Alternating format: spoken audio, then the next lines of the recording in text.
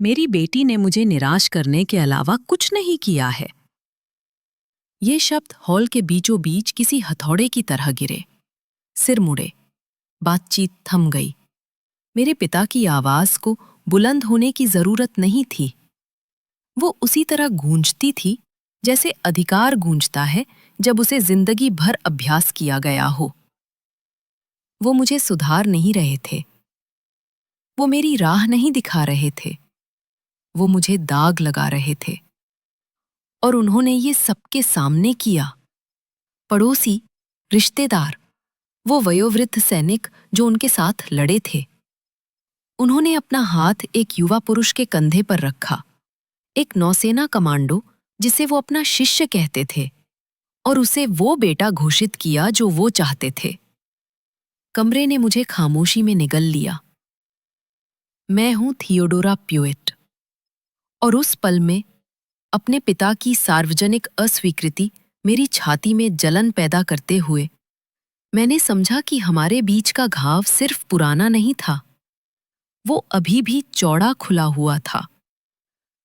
पुराने नौसैनिक हॉल के अंदर की हवा गर्मी से भरी थी, और दीवार के किनारे लगी तहने वाली मेजों से आते तले हुए चिकन की खुशबू से। तहने वाली कुर्सियां बूढ़े सैनिकों के भार से कराह रही थीं, जो दबी हुई खाकी वर्दी में थे। महिलाएं अपने चेहरे के सामने कागज के पंखे लहरा रही थीं, और बच्चे नींबू पानी के गिलासों के साथ टांगों के बीच से भाग रहे थे। ये उस तरह की छोटे शहर की जमावड़ा थी जहां कोई चीजों का क्रम जानता था, जहां परंपरा आश्चर्य से ज्यादा वजन रखती थी। मेरे पिता फ्रैंक प्यूइट मंच पर उठे उस धीमे अधिकार के साथ जो एक ऐसे व्यक्ति का होता है जिसे जिंदगी भर सलामी दी गई हो। उनके कंधे सीधे हुए, मानो वर्दी अभी भी उन पर हो। हालांकि आज रात उन्होंने एक ब्लेजर पहना था जो कपड़े से ज्यादा किसी पदक जैसा लग रहा था। बातचीत उसी पल मर गई जब उन्होंने अपना गला साफ किया। उन्हें अपनी आवाज बुलंद करने की जरूरत नहीं थी। आदेश उनसे दूसरी त्वचा की तरह चिपका हुआ था। फिर एक ब्लेड की सटीकता के साथ उन्होंने शब्द गिराए। उसने मुझे निराश करने के अलावा कुछ नहीं किया है। वाक्य हॉल में गोलीबारी की तरह फटा। बातचीत जम गई। एक कांटा प्लेट से टकराया और शांत हो गया। हर सिर मुड़ा, और एक कल के लिए मुझे लगा फर्श मेरे नीचे झुक गया। मेरा चेहरा नहीं हिला, लेकिन मेरी छाती के अंदर कुछ धस गया। वो वहीं नहीं रुके। मेरे पिता मुड़े, अपना भारी हाथ उस युवा के कंधे पर रखा जो उनके बगल में खड़ा था। एक चौड़े कंधों वाला नौसेना कमांडो, कुरकुरी ड्रेस ब्लू में, उस तरह का आदमी जिसकी मुद्रा अपनी तालियां खुद लाती है। उसका नाम था कोल मर्सर। मेरे पिता की आवाज गर्व से भर गई जब उन्होंने घोषणा की, ये वो बेटा है जो मेरे पास कभी नहीं था। स्वीकृति की बड़बड़ाहट कमरे में लहरों की तरह फैल गई। लोगों ने सिर हिलाया, कोल की प्रशंसा करते हुए। उनका सम्मान मुझसे खिसक कर उस आदमी की ओर बढ़ गया जिसे मेरे पिता ने ऊंचा उठाने के लिए चुना। लेकिन फिर ऐसा हुआ।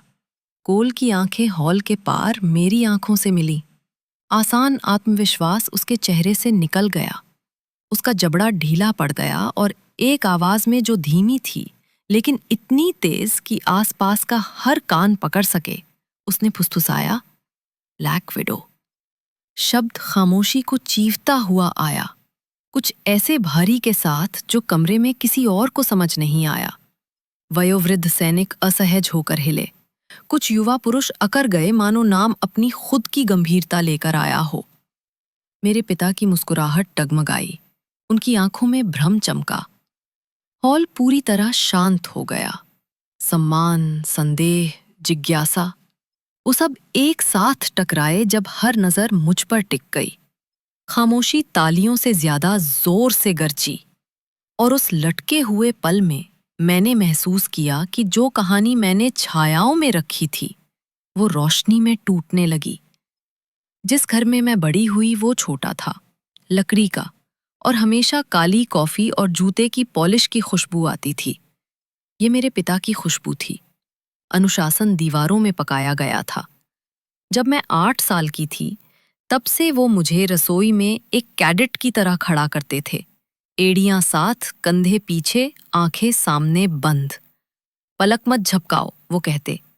मुझे तब तक देखते जब तक मेरी पलकें नहीं जलती। मेरा बेडरूम कोई शरणस्थली नहीं था। हर शनिवार की सुबह वो उसका निरीक्षण करते, जैसे बैरक का। चादरें ड्रम की तरह कसी होनी चाहिए, जूते परफेक्ट 45 डिग्री के कोण में लाइन में। अगर खिड़की की सिल पर धूल होती तो मैं तब तक साफ करती जब तक कपड़ा काला होकर नहीं आता। जब मैं घर ट्रैक से रिबन लाती या रसायन विज्ञान में अव्वल आती तो वो उसी सपाट प्रतिक्रिया से खारिज कर देते। घमंड मत करो। सच्चाई सरल और क्रूर थी। उनकी नजरों में असफलता उस दिन हुई थी जिस दिन मैं पैदा हुई थी। वो एक बेटा चाहते थे। उन्हें मैं मिली, और उसके बाद का हर दिन सिर्फ उस निराशा का सबूत था जो उन्होंने दावा किया कि मैं प्रतीक थी। मेरी माँ वो कोमलता लेकर चलती थी जो वो दिखाने से इनकार करते थे। वो मेरे लंच बैग में कागज की पर्चियां छुपाती, डिकिंसन की लाइनें, फ्रॉस्ट, ह्यूज, याद दिलाती कि और भी तरह की ताकतें होती हैं। एक दिन वो फुसफुसाती, जब वो सुन नहीं रहे होते, तुम उड़ोगी। जब मैं 17 की थी, मैंने नौसेना अकादमी के लिए अपना आवेदन भरा। मैंने उसे रसोई की मेज पर छोड़ा था। अभी भी स्याही की खुशबू आ रही थी। मेरे पिता ने उसे पहले पाया। बिना एक शब्द के उन्होंने उसे आधे में फाड़ दिया, फिर चौथाई में। जब तक टुकड़े लिनोलियम पर गिरे पत्तों की तरह नहीं बिखर गए, उन्होंने उन्हें कूड़ेदान में डाला और चले गए, मानो उन्होंने अभी अभी फॉर्मेशन में एक गलती सुधारी हो। लेकिन मेरी माँ ने पहले से ही एक कॉपी बना ली थी। चुपचाप उनकी पीठ पीछे उसने उसे डाक से भेज दिया। महीनों बाद, बहुत देर बाद, जब मैंने उम्मीद छोड़ दी थी, एक मोटा लिफाफा मेल बॉक्स में आया। मैंने उसे अपने कमरे के अंधेरे में खोला, शब्दों को अपनी छाती से लगाकर, मानो वो गायब हो जाएंगे अगर मैं छोड़ दूं। मेरा सपना उनकी वजह से नहीं बचा था, वो उनकी वजह से बचा था। एनापोलिस ने सारे भ्रम छीन लिए। सुबह क्लोरीन और कटी घास की खुशबू आती, रातें पसीने और धातु के बिस्तरों की। मेरे बाल काट दिए गए, मेरी आवाज तीखे जवाबों में प्रशिक्षित की गई। जी हाँ सर, नहीं मैम। सटीकता ही जीवित रहना था। मैं वहां फ्रंटलाइन योद्धा बनने नहीं थी। मेरी जगह खुफिया और संचालन में थी, उन मिशनों की संरचना बनाने में जो दूसरे चलाएंगे। मैंने सुनना सीखा जो ज्यादातर लोग चूक जाते हैं।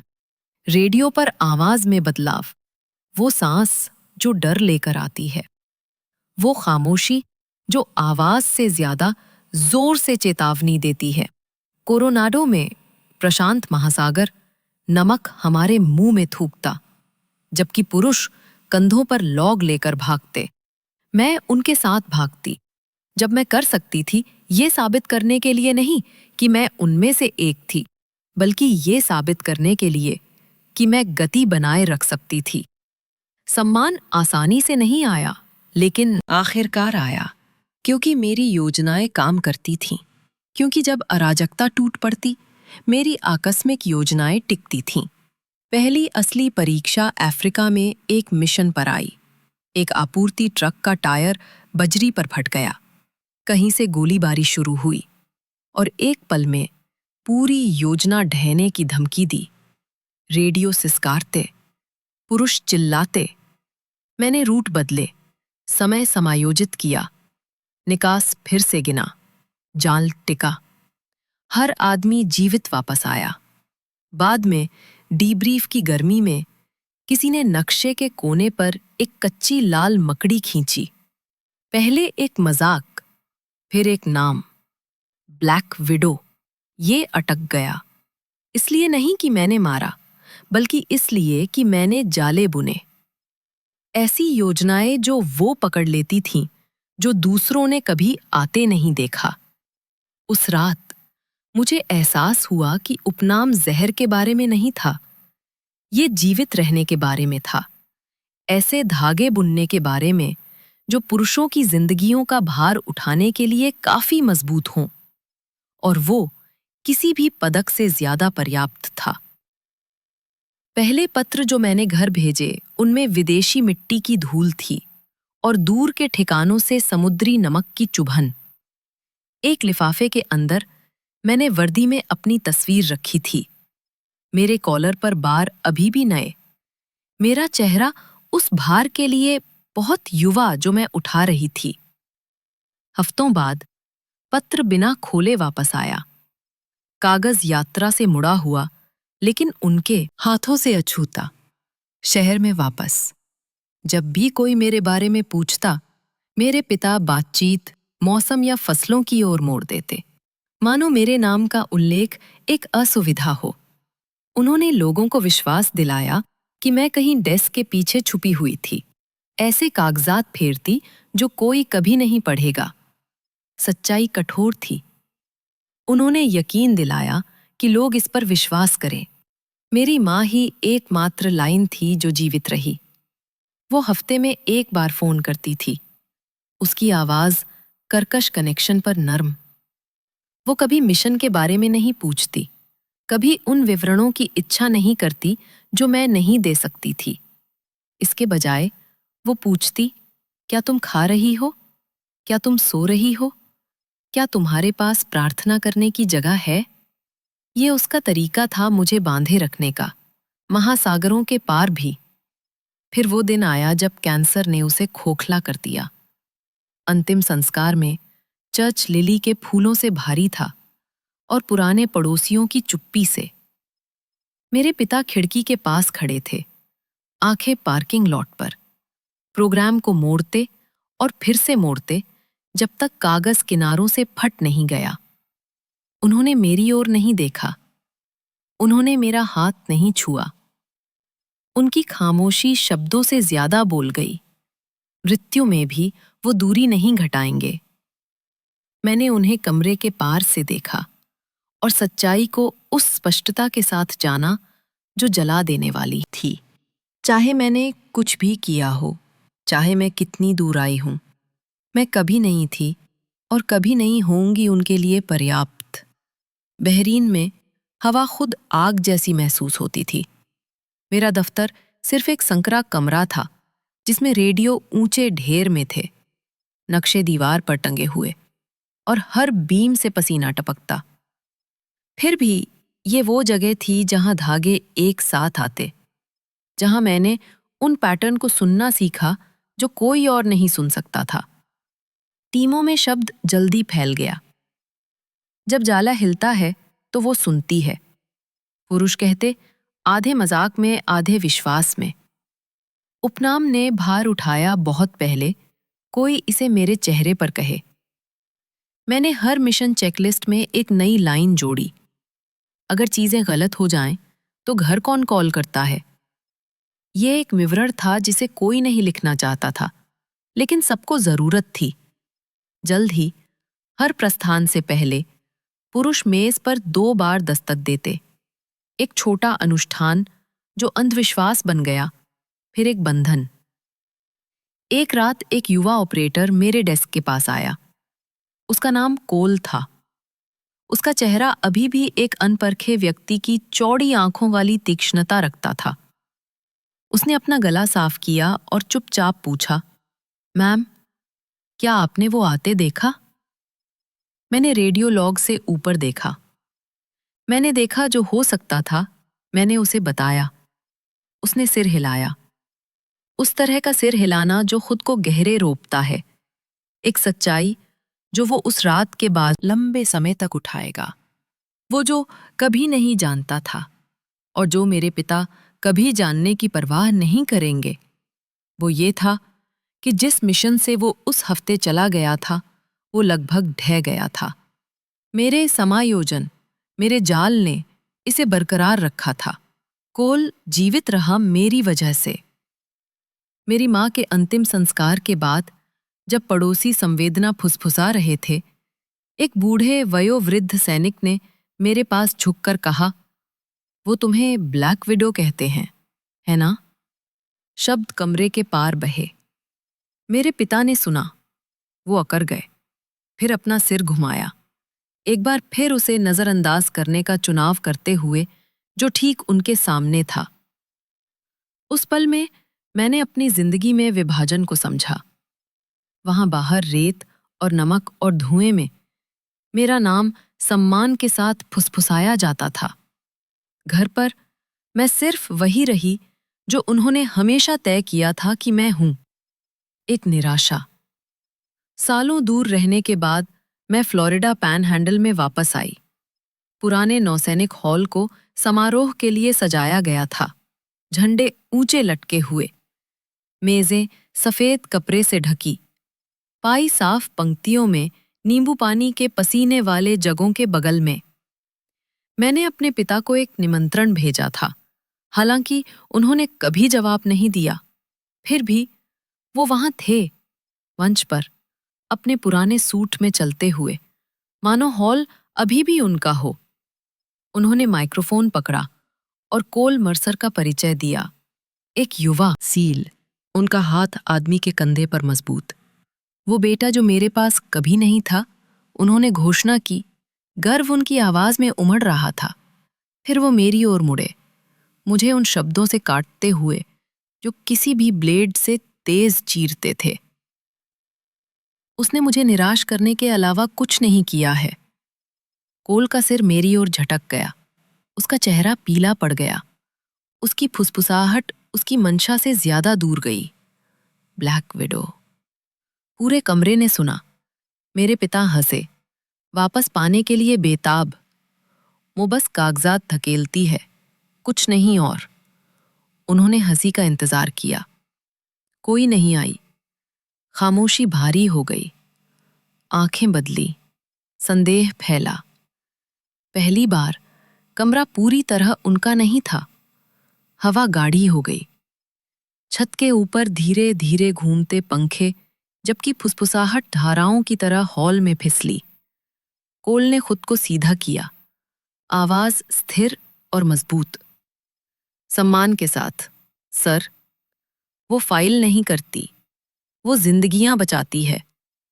उसने उन्हें उस रात के बारे में बताया जब काफिले का टायर फट गया था। अंधेरे से गोलीबारी छिड़ गई। टीम बर्बादी से सेकंड दूर, जब तक मेरी योजना ने उन्हें सुरक्षा के लिए फिर से रूट नहीं किया। वयोवृद्ध सैनिकों ने सिर हिलाए।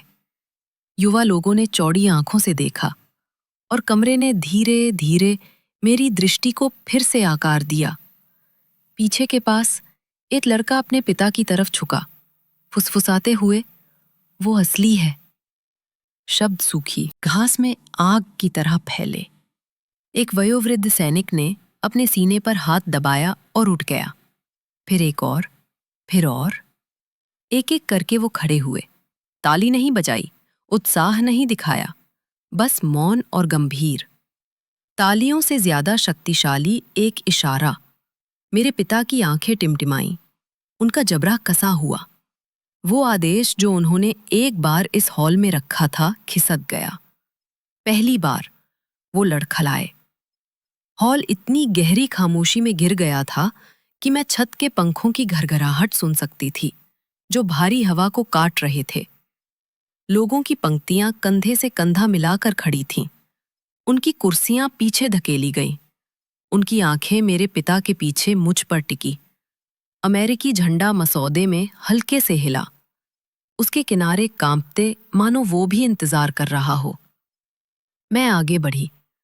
फर्श के खिलाफ मेरे जूतों की हर आवाज शब्दों से ज्यादा जोर से गूंज रही थी। मेरे पिता की मुद्रा सीधी रही, लेकिन मैं उनके जबड़े में कसाव देख सकती थी। जिस तरह से उनकी आंखें मेरी मिलने की बजाय भीड़ की ओर टिमटिमाईं। एक आदमी के लिए जिसने अपनी पूरी जिंदगी कमरों पर आदेश दिया था, वो अचानक कोने में दिखे। मैं उनसे कुछ फीट दूर रुकी। वहां खड़ी जहां हर निगाह का भार एकत्रित हुआ। मेरी आवाज को ऊंचा होने की जरूरत नहीं थी। ये अपने आप में गूंजी, तेज और स्थिर। सम्मान विरासत में नहीं मिलता, इसे कमाया जाता है खामोशी में। कभी इस तरह के कमरों में शब्द पत्थर की तरह गिरे। एक भी सांस उस पल को तोड़ने की हिम्मत नहीं की। शांति गहरी हुई, हॉल के हर कोने में दबाव डालती। एक बार के लिए मैं वो बेटी नहीं थी जिसे खारिज किया जा रहा था, या वो महिला जिसे किसी और की वर्दी के पक्ष में नजरअंदाज किया गया। मैं वो थी जो हमारे नीचे की जमीन तय कर रही थी। मेरे पिता हिले, कंधे कठोर। उनकी मुस्कान बहुत पहले गई। भीड़ जो एक बार उनकी तरफ हंसती, बिल्कुल अडिग रही। कोई तालियां नहीं, कोई उत्साह नहीं, बस लोगों का भार एक साथ उठते हुए अपनी खामोशी को एक प्रतिज्ञा की तरह पकड़े। उस चुप्पी में कुछ अपरिवर्तनीय बदल गया। वयोवृद्ध सैनिक जिन्होंने दशकों तक उन्हें सलामी दी थी, अब अपनी आंखें मेरी ओर मोड़ी। पड़ोसी जिन्होंने एक बार मुझ पर तरस खाया, अब मुझे अलग तरह से तौलते। यहां तक कि बच्चे भी शांत खड़े रहे, चौड़ी आंखों से, मानो उन्होंने इतिहास को झुकते देखा हो। और उस सब के बीच में मेरे पिता मुझसे छोटे दिखे जितना मैंने उन्हें कभी देखा था। एक कमांडर नहीं, वो आदमी नहीं जो अपनी उपस्थिति से कमरे को चुप करा सकता था। बस एक आकृति जो सच्चाई से ढकी हुई थी, जिसे वो अब मोड़ नहीं सकते थे। खामोशी अब उनका हथियार नहीं थी, ये मेरी थी। हॉल ने खुद चुना था, और मेरी जिंदगी में पहली बार मैं उस आदमी से लंबी खड़ी थी जिसने मुझे तोड़ने की कोशिश की थी। घर मुझे याद से छोटा दिखा। इसका पेंट मौसम से खराब हुआ, बरामदा गर्मी और तूफानों के वर्षों के नीचे झुका हुआ। अंदर कुछ नहीं बदला था। कॉफी और पुरानी लकड़ी की खुशबू बची हुई थी, मानो समय खुद को ध्यान में खड़े रहने का आदेश दिया गया हो।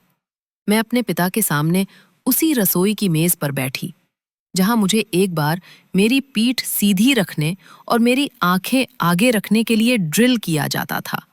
दागदार लकड़ी अभी भी एक जलन का काला निशान रखती थी, जो मैंने किशोर के रूप में बनाया था, जब मैंने एक बर्तन बहुत गर्म रख दिया। उस दिन उन्होंने मुझे 1 घंटे के लिए व्याख्यान दिया था। निशान कभी नहीं फीका पड़ा। अब उनका हाथ वहां रुका, कांपता हुआ, उस पुराने दाग की रूपरेखा का पता लगाता, एक आदमी की तरह जो कुछ खोया हुआ खोज रहा हो। एक लंबे समय तक हम में से किसी ने नहीं बोला। खामोशी फैली, अनुशासन की तीखी खामोशी नहीं, बल्कि बर्बाद किए गए वर्षों की भारी खामोशी।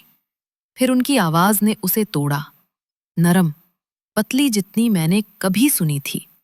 मुझे नहीं पता था, उन्होंने धीरे से कहा। आंखें मेज पर टिकी हुईं। मुझे एक बेटे की उम्मीद थी। ये मूर्खतापूर्ण था। शब्द एक भार के साथ गिरे जिसका मैं अपनी पूरी जिंदगी इंतजार कर रही थी। कोई माफी नहीं, करीब भी नहीं, लेकिन उतना करीब जितना वो आ सकते थे। मैंने एक सांस ली, स्थिर, समान। मुझे आपका नाम ले जाने के लिए एक बेटे की जरूरत नहीं थी, मैंने उन्हें बताया। मैंने अपना खुद का उठाया। सच्चाई हमारे बीच पड़ी, तेज और निर्विवाद। कोई आंसू नहीं थे, कोई अचानक आलिंगन नहीं, बस सादी वास्तविकता, जोर से बोली गई दशकों की खामोशी के बाद। ये काफी था।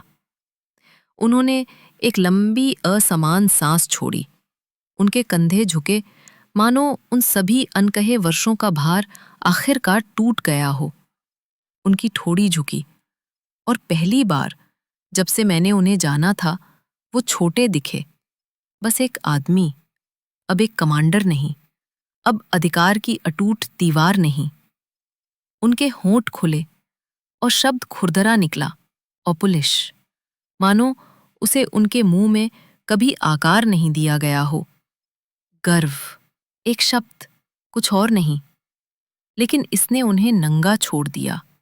उन्हें वो आकृति नहीं छोड़ा जिसने ड्रिल और खामोशी के साथ मेरे बचपन पर शासन किया था, बल्कि एक आदमी, दोषपूर्ण, कम हुआ और आखिरकार ईमानदार। और वो किसी भी सलामी या परेड से ज्यादा वो मान्यता थी जो मुझे लगा कि मैं कभी नहीं सुनूंगी। मेरी माँ की कब्र पर कब्रिस्तान पुराने ओक्स के फैलाव के नीचे शांत पड़ा था। उनकी शाखाएं दोपहर की देर की गर्म सांस में फुसफुसाती। सूरज की रोशनी पत्तों से छनती, सोना और नरम, हेडस्टोन को एक चमक में रंगती जो खामोशी को लगभग दयालु महसूस कराती। मैं संकरे रास्ते पर चली जब तक मैं उसके पत्थर तक नहीं पहुंची। बारिश और समय से चिकना। मैंने अपनी हथेली ठंडे ग्रेनाइट के खिलाफ रखी, अपनी उंगलियों के नीचे खुरदरे किनारों को महसूस करती। मेरी आवाज धीमी निकली, सिर्फ उसके लिए। हम सीख रहे हैं, धीमे लेकिन सच्चे। हवा ठीक तभी हिली, पेड़ों के बीच से धागे की तरह, और एक पल के लिए मैं कसम खाती हूं कि मैं हवा में उसकी आवाज सुन सकती थी। कोमल, स्थिर, वो शब्द लेकर आती जो उसने मुझे बिल्कुल अंत में दिए थे। भाग मत जाओ, ऊपर उठो। मैंने अपनी आंखें बंद की और हवा को अपने अंदर से गुजरने दिया। इससे नहीं लड़ती, इसे नहीं पकड़ती, बस इसे प्राप्त करती। जब मैं पीछे हटी, मुझे गुस्से की कोई जरूरत महसूस नहीं हुई, जीत की कोई भूख नहीं। शांति मेरी कल्पना से शांत थी। मैंने कब्रिस्तान छोड़ा, भार आखिरकार बदल गया। जो मायने रखता था वो मेरे पिता का पतन नहीं था या उनका गर्व बहुत देर से बोला गया। ये वो फुसफुसाहट नहीं थी जो हॉल में गई थी। ये था कि सच्चाई स्थिर और अडिग खड़ी रही उन लोगों के सामने जिन्हें इसे देखने की जरूरत थी। समुदाय, कोल, और यहाँ तक कि मेरे पिता, हालांकि अनिच्छा से, इसका सामना करने के लिए मजबूर हुए थे। ये काफी था। कहानी उनके पतन से समाप्त नहीं हुई, ये मेरे खुद के खड़े रहने से समाप्त हुई। उस जगह पर अटूट जहां उसने एक बार मुझसे कहा था कि मैं उड़ूंगी।